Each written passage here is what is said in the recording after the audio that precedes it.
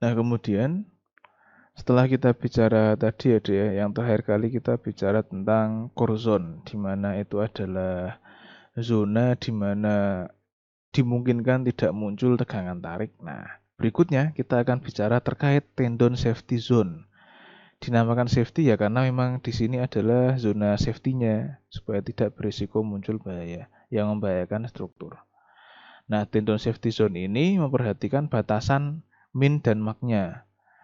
Jika didefinisikan lengan eksentrisitas tendon untuk menahan beban mati adalah amin dan lengan eksentrisitas tendon untuk beban total adalah amaks, maka daerah kisaran eksentrisitas tendon akibat amin dan amaks adalah sebagai berikut. Jadi pertama gini deh, ini didekati dengan metode seperti ini. Jadi ketika pertama ya deh, ketika pertama itu kan baru ada self weight ya, self weight. Ini yang pertama bekerja adalah self weight atau beban ratanya adalah QD. Akibatnya muncul momen D atau MD. Nah, amin ini adalah eksentrisitas. Jadi kalau gini ya ceritanya itu. Kalau ini penampang persegi, kemudian di sini ada tendon, di sini ada garis netral. Nah, di sini kan ada eksentrisitas ya dia. Katakanlah ini disebut dengan A, eksentrisitasnya. Nah, si tendon ini kan P ya, bekerjanya itu P. Ini memanjangnya seperti itu kira-kira. Nah, ini dipotong kebetulan pas atau kita gambar aja ini tendonnya lurus gitu kan. Kita gambar tendonnya lurus. Ini garis netralnya. Nah, ini kan sejarah A. Tendonnya kan ada gaya ke arah sana ya dia. Ada gaya ke arah sana.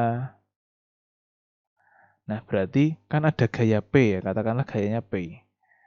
PI kalau inisial, kita bicara inisial.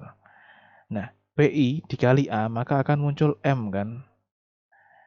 Jadi ada MD akibat beban sendiri itu ke bawah, MD-nya ke bawah. Kemudian ada M akibat prategang yang mengimbangi. Nah, M akibat prategang ini gimana munculnya? Nah, padahal prategang itu kan gaya. Kok bisa muncul momen? Nah, muncul momen karena ada eksentrisitas terhadap garis netralnya. Garis netral di sini, tendonnya di sini. Maka muncul eksentrisitas. Kalau muncul eksentrisitas dikalikan dengan gaya, maka akan menjadi momen. Momen P inilah yang mengimbangi MD. Oleh karena itu, bolehlah dibilang MD itu sama dengan A dikalikan PI. Bisa dibilang seperti itu. Artinya kita bicara ketika keadaan seimbang. Oke, nah ini tadi akibat self weight. Itu bisa dituliskan dengan MD dikalikan PI. Ini adalah eksentrisitas ya. Eksentrisitas si tendon. Supaya kondisinya tetap seimbang. Itu bisa didekati dengan MD per PI. Perhatikan ya dia, di sini tahapan awal adalah dia masih I, inisial. Kemudian M-nya juga adalah MD. Nah, kemudian yang terakhir ini adalah tahapan transfer. Ini tahapan final. Di tahapan final ini sudah ada MD, sudah ada ADL, sudah ada MLL gitu kan. Nah, jadilah MT, momen total. Nah, momen total ini sama halnya dengan ilustrasi yang saya ceritakan tadi, tapi dia kondisinya sudah P efektif. Di mana P efektif ini adalah faktor dikalikan PI ya tadi ya, faktor loss of stress. Kemudian MT-nya terdiri dari ini. Nah, skenario sama. Dia adalah eksentrisitas supaya si balok ini tetap berimbang gitu. Nah, kalau digambar amin ini ada di sini deh, di atas. Amaks itu ada di bawah. Nah, zona antara amin dan amaks ini adalah zona amannya si tendon supaya si balok itu tetap bekerja dengan imbang, tetap bisa bekerja secara baik gitu kan. Nah, ini adalah zona safety zone untuk tendon akibat pengaruh dari momen yang bekerja. Nah, hal yang kedua, kita terakhir tadi sudah bicara tentang core zone ya dia. Nah, core zone ini kita terapkan di sini. Ini nih. Nah, kita bahas dulu yang amin. Amin adalah MD dibagi PI. CG ini center of gravity ya atau garis netral. Ini garisnya kira-kira tipis lah dari garis netral. di situ. Kemudian ada KB ya dia. KB atau yang tadi safety zone bagian bawah itu bisa didekati dengan ST per AC. Nah, batasnya ini. Nah, berarti bisa kita akumulasikan untuk daerah bawah itu Amin plus KB. Seperti itu. Kemudian untuk Amax dilakukan hal yang sama tetapi dengan KT. Di mana ET sama dengan Amax min KT. Jadi di sini nanti kita punya 4 garis, Dek. Garis ini adalah garis KT, ini adalah garis KB, kemudian ini Amin, ini Amax. Seperti itu. Jadi kita punya 4 garis. Garis yang lurus ini KT, ini KB ya. Kalau kelihatan ini KB, ada garis lurus.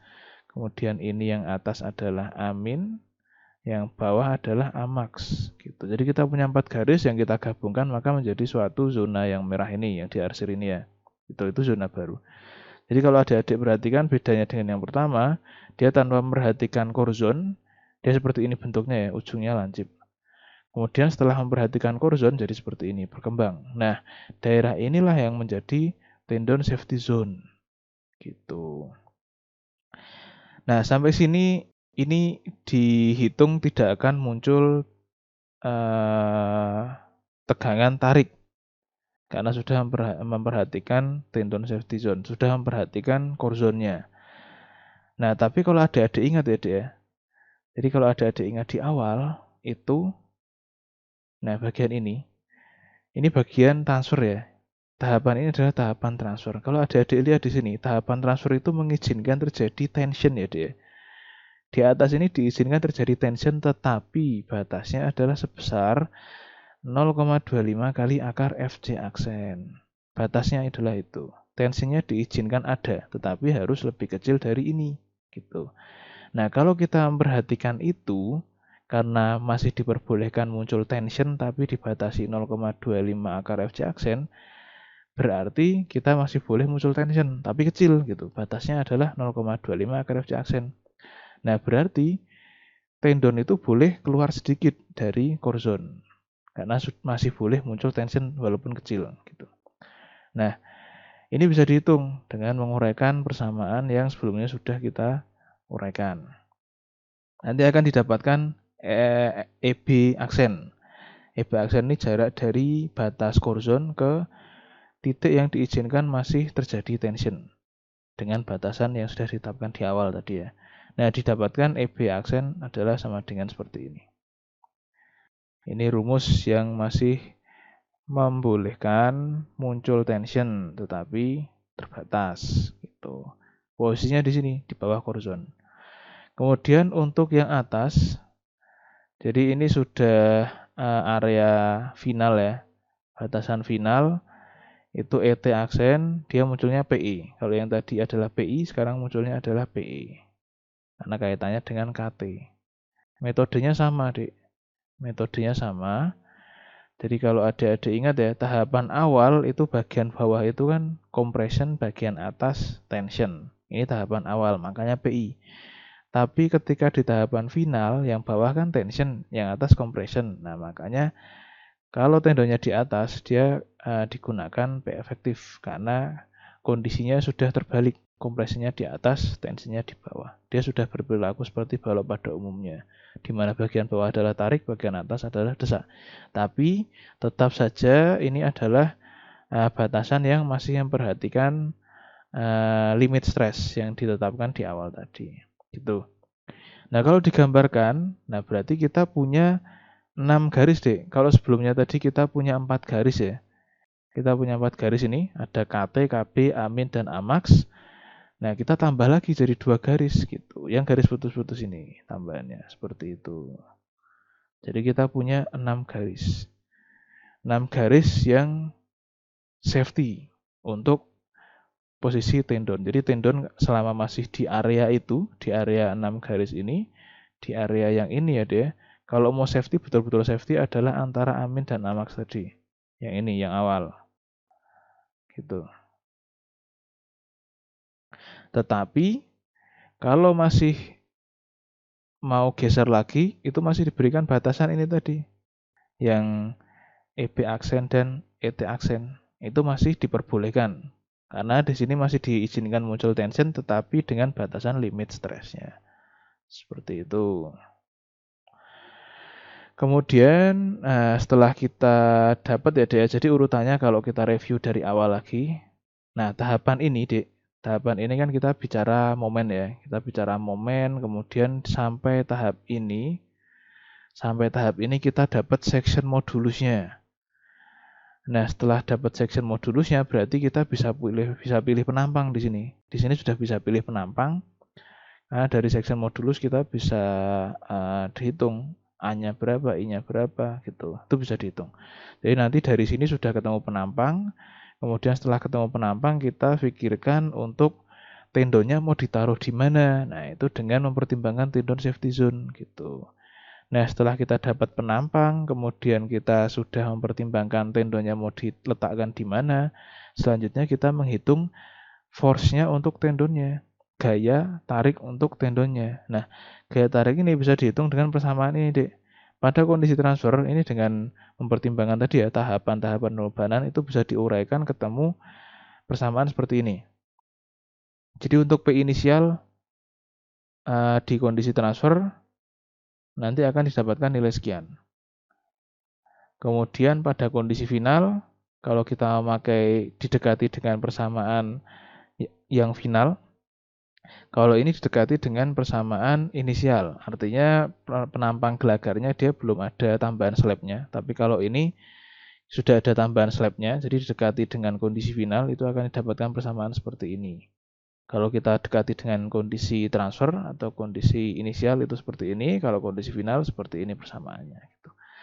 Nah, jadi sampai sini kita sudah punya 3 hal. Yang pertama adalah section modulus penampangnya, kemudian yang kedua posisi tendon, dan yang ketiga adalah gaya prategangnya ini, yang barusan kita bicarakan. Nah, kemudian setelah itu, kita perlu membahas ini, tulangan non prategang. Kenapa ini perlu dibahas? Karena seperti yang kita sering singgung sebelumnya, beton itu kan lemah terhadap tarik. Nah, kalau terjadi tension, artinya beton itu kan harus menahan gaya tariknya. Nah, gaya tariknya supaya dia terjamin kuat, tidak retak, maka harus disupport oleh tulangan non prategang. Istilah tulangan non prategang ini adalah untuk tulangan yang seperti biasa adik-adik lihat pada struktur beton bertulang gitu ya. Artinya baja tulangan itu gitu. Nah, itu tetap harus dipasang. Jadi kalau adik-adik membuat atau merancang struktur beton prategang, itu tetap harus ada tulangan non prategangnya. Minimal adalah untuk mempertahankan bentuk betonnya supaya tidak pecah ketika prategang, minimal itu. Nah, fungsi yang lain dia harus dipasang untuk mensupport tegangan tension yang terjadi pada betonnya akibat tadi ya. Jadi ketika mendesain ini tadi kan masih diizinkan terjadi tension ya dia, walaupun kecil. Nah, tension itu harus disupport oleh tulangan non prategang di mana AS-nya atau luas tulangannya bisa dihitung dengan NC per setengah FY. NC ini adalah volume atau luasan diagram tegangan ini yang segitiga di bawah ini. Kemudian dikalikan dengan lebar baloknya. Jadi NC itu setengah kali FB ini FB.